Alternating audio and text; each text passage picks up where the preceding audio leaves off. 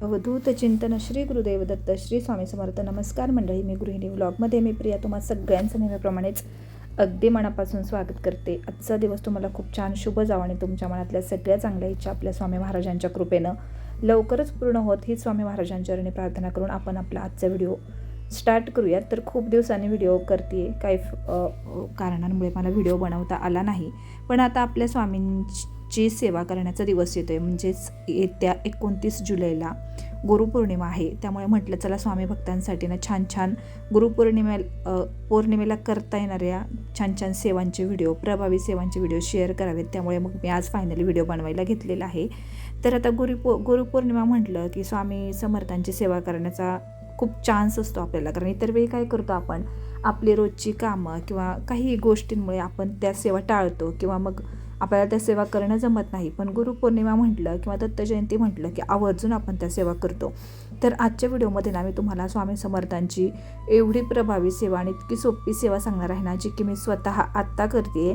आणि आता असं खरं सांगायचं झालं ना, तर आता मी खूप मोठ्या प्रॉब्लेममध्ये आहे आणि ही सेवा करायला लागल्यापासून ना हळूहळू तो माझा प्रॉब्लेम सॉल्व्ह होताना मला दिसत आहे आणि एक वेगळ्या प्रकारची मानसिक शक्ती माझ्यामध्ये आलेली आहे. म्हणजे आपण ना कुठलाही प्रॉब्लेम आपल्या आयुष्यामध्ये आला ना, तर पहिल्यांदा काय असतं, आपण खचून जातो. तर माझंही तेच झालं होतं. पण जेव्हापासून ही जी सेवा आहे ना, माझ्या गुरूंच्या सांगण्यानुसार मी चालू केली आणि खरंच सांगते याचे खूप छान रिझल्ट मला सध्या मिळत आहेत. तर तीच आज मी तुमच्याशी सेवा शेअर करणार आहे. त्यामुळे व्हिडिओ संपूर्ण बघा आणि थोडा जरी आवडला ना तर नक्की व्हिडिओला लाईक करा आणि असे स्वामींचे व्हिडिओ पाहण्यासाठी आपल्या चॅनलला नक्की सबस्क्राईब करा आणि कमेंटमध्ये अवधूत चिंतन श्री गुरुदेव दत्त श्री स्वामी समर्थ लिहायला अजिबात विसरू नका. तर चला तुम्हाला आजच्या सेवेची ना सविस्तर माहिती मी देते.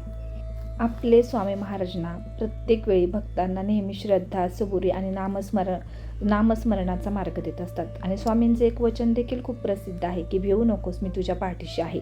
अशक्य ही शक्य करतील स्वामी. आणि फक्त ही दोन जी वाक्य आहेत ना, हे जी वचनं आहेत ना, ही आपल्याला आपल्या प्रॉब्लेममधून बाहेर काढायला खरंच खूप मदत करतात. स्वामींच्या कृपेचा अनुभव घेण्यासाठी नियमित नामजप, सेवा आणि सदाचार यांना आपण महत्त्व दिलं पाहिजे. या सगळ्या गोष्टी जर आपण व्यवस्थितरित्या स्वामींच्या सेवेमध्ये करत असू ना, तर नक्कीच त्या सेवेचा आपल्याला खूप छान फायदा होतो. तर आज ना मी तुम्हाला तारक मंत्राची, म्हणजे स्वामींच्या श्री स्वामी समर्थ महाराजांच्या तारक मंत्राची अशी सेवा सांगणार आहे, जी तुम्ही रोज आता आजपासून सुरुवात केली तर चांगल्या 11 दिवस करा, कंटिन्यू करा. आणि या सेवेचा खरंच खूप छान लाभ मला झालेला आहे. त्यामुळेच मी आज तुमच्याशी शेअर करत आहे. तर आत्ताच मी तुम्हाला सांगितलं की सध्या मी खूप मोठ्या प्रॉब्लेममधून जाते आहे आणि आता जवळजवळ ना महिना झाला आहे मी ही सेवा करते आणि खरंच खूप छान रिझल्ट त्याचे मला मिळालेले आहेत. तर ही तारक मंत्राची सेवा कशी करायची हे तुम्हाला सांगणार आहे. काही नियम पाळायचे का ते सुद्धा सांगणार आहे. तर आता 29 जुलैपर्यंत तुम्हाला ही सेवा करायची आहे. आणि जर तुम्हाला खूप छान याच्यातून रिझल्ट मिळायला लागले ना, तर तुम्ही आपसुकच ती सेवा कंटिन्यू करणार आहात याचा मला विश्वास आहे. कारण स्वतः मी ती सेवा, म्हणजे कालपासून तब्येत बिघडलेली असताना सुद्धा मी ती सेवा करत आहे. माझ्या मुलाकडून सुद्धा करून घेत आहे. तर कशी सेवा करायची, आपली रोजची देवपूजा जी आहे ना ती करून घ्यायची सगळ्यात अगोदर. आणि समजा एखाद्या इच्छेसाठी तुम्ही सेवा करत असाल, इच्छापूर्ती होण्यासाठी ना, तर आवर्जून तुम्हाला संकल्प करायचा आहे. म्हणजे कुठलीही सेवा ही संकल्पाशिवाय पूर्ण होत नाही. जर एखाद्या इच्छित गोष्टीसाठी तुम्ही ती सेवा करत असाल ना, तर नक्कीच संकल्प करून ही सेवा करा. कुठलाही प्रॉब्लेम असो, श्री स्वामी समर्थ महाराजांच्या तारक मंत्रामध्ये इतकी ताकद आहे ना, तर जर हा मंत्र जप करताना तुम्ही मन शांत ठेवला आणि संपूर्णपणे विश्वास स्वामींवरती ठेवला ना, तर तुम्हाला याची प्रचिती आल्याशिवाय राहणार नाही. काहीही कसलाही विपरीत प्रसंग आपल्या आयुष्यामध्ये येवो, घडो, कितीही वाईट वेळ येऊ, फक्त स्वामींवरचा विश्वास न ढळू द्यायचा नाही. आणि याचे रिझल्ट तुम्हाला 100% मिळतात आणि आपली इच्छाही 100% पूर्ण होते.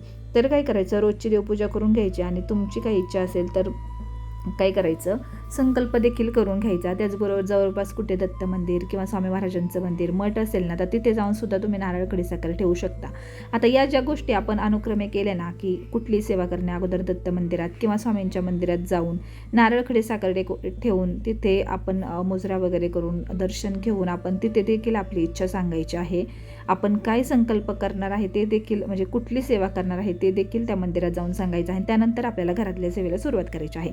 आता हे सगळं जर केलं ना, तर खरंच सांगते कुठलीही इच्छा ना लवकर पूर्ण होते आणि आपण त्या संकटातून हळूहळू बाहेर पडायला देखील मदत होते. तर ही सेवा करण्यापूर्वी ना रोजची तुमची घरातली जी देवपूजा आहे ती करून घ्यायची. दिवा, धूप, अगरबत्ती सगळं काही करून घ्यायचं. त्यानंतर एक स्वच्छ पाण्याने भरलेला ग्लास आपल्याला भरून घ्यायचा आहे. तो ग्लास आपल्याला स्वामींसमोर ठेवून ज्या काही तुमच्या अडचणी आहेत, जो काही तुमचा प्रॉब्लेम आहे तो पूर्ण सोडवावा, किंवा तुम्ही एखादी इच्छा स्वामींना व्यक्त करू शकता की माझी ही इच्छा जर तुम्ही पूर्ण केली तर ही सेवा मी कंटिन्यू करेल, आणि ज्या काही प्रॉब्लेम्स असतील तुमच्या आयुष्यामध्ये, जे काही प्रॉब्लेम्स असतील, तुमच्या मुलांच्या बाबतीत असो, तुमच्या नवऱ्याच्या बाबतीत, फॅमिली बाबतीत कुठलेही प्रॉब्लेम असो, तर ते तुम्ही सगळं त्या ग्लासाकडे पाहून तुम्हाला बोलायचं आहे. आणि त्यानंतर आपल्या डाव्या हाताच्या तळहातावरती तो ग्लास ठेवून उजवा हात तळहात आपला त्या ग्लासावरती ठेवून तुम्हाला तारक मंत्र 11 वेळा, 21 वेळा, 51 वेळा अशा प्रकारे तुम्हाला अनुक्रमे म्हणायचं आहे. म्हणजे तुम्ही आज 11 वेळा म्हटलात, तुम्हाला वाटलं की पुढच्या वेळेस तुम्ही 21 वेळा म्हणू शकता, किंवा कंटिन्यू तुम्ही 11 वेळा म्हटलात तरी चालेल. मी सकाळी आणि संध्याकाळी 2 वेळा 11 वेळा हा तारक मंत्र म्हणत असते, म्हणजे ही सेवा करत असते.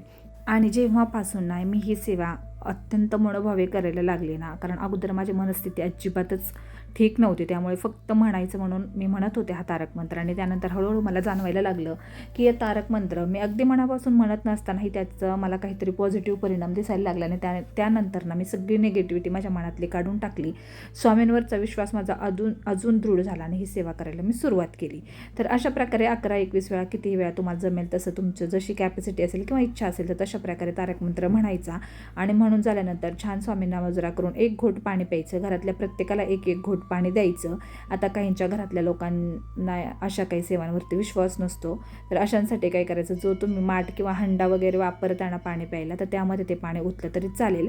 आणि त्यातलं थोडंसं पाणी ना आपल्या घराच्या प्रत्येक कोपऱ्यांमध्ये देखील शिंपडायचं. आणि ते सगळ्या म्हणजे करत असताना, म्हणजे पाणी शिंपडताना वगैरे देखील तुमच्या ज्या काही इच्छा असतील किंवा काही अडचणी असतील त्या स्वामींशी तुम्हाला शेअर करायच्या आहेत, की या सगळ्यातून मी बाहेर पडावं अशी स्वामींना तुम्हाला मनोभावे प्रार्थना करायची आहे. तर येत्या ना गुरुपौर्णिमेपर्यंत नक्की ही प्रभावी सेवा करून पहा. इतकी प्रभावी सेवा आहे तुम्हाला काय सांगू. आणि हळूहळू मी तुम्हाला व्हिडिओमार्फत सांगेलच की तो माझा प्रॉब्लेम सॉल्व्ह झाला की नाही, ज्यासाठी मी ही सेवा करते. कारण ना सध्या तरी मी त्या प्रॉब्लेममधून हळूहळू बाहेर पडताना मी स्वतःला पाहते. आणि त्यामुळेच आज ना भरपूर तब्येत खराब असताना देखील मी हा व्हिडिओ तुमच्याशी शेअर केलेला आहे. इतकं तळमळीने मी हा व्हिडिओ करते, कारण खरंच ही जी सेवा आहे ना ती खरंच मला खूप काही देऊन गेलेली आहे. आणि अगदी माझी मनस्थिती पूर्णपणे बदललेली आहे. खूप मी खचले होते, पण या सेवेने आता माझं मनोबल वाढवलेलं आहे. तर तुमचासुद्धा स्वामींवरती विश्वास असेल ना, आणि तुम्हाला वाटत असेल की कुठली तरी स्वामींची सेवा करावी, आणि तुमच्याकडे वेळ नसेल, घरात भरपूर सारे प्रॉब्लेम असतील, पण तुम्हाला मोठी कुठलीही सेवा करता येणार नसेल, एखादंही म्हणजे पारायण वगैरे, तर ही सेवा ना 5 मिनिटाची खरंच करून पहा. इतके मस्त रिझल्ट याचे येत आहेत ना खरंच. आणि म्हटलं चला तुमच्याशी देखील ही सेवा मी शेअर करावी. भरपूर दिवस कुठलाच व्हिडिओ शेअर केला नव्हता, आणि आता आहे ना गुरुपौर्णिमेनिमित्त अजूनही 2-3 ज्या सेवा आहेत ना त्या तुमच्याशी मी शेअर करणार आहे. त्यामुळे नक्कीच आपल्या चॅनलला सबस्क्राईब करून ठेवा. आणि आजचा व्हिडिओ ना थोडा जरी तुम्हाला आवडला असेल ना तर नक्की लाईक शेअर करा तुमच्या मित्रमैत्रिणींना देखील. आणि आपल्या कमेंट सेक्शनमध्ये ना अवधूत चिंतन श्री गुरुदेव दत्त श्री स्वामी समर्थ लिहायला अजिबात विसरू नका. तर चला उद्या पुन्हा मी तुमच्याशी एखादा छानसा व्हिडिओ शेअर करेल. आता पुन्हा भेटूयात पुढच्या एका छानशा व्हिडिओसोबत. अवधूत चिंतन श्री गुरुदेव दत्त श्री स्वामी समर्थ.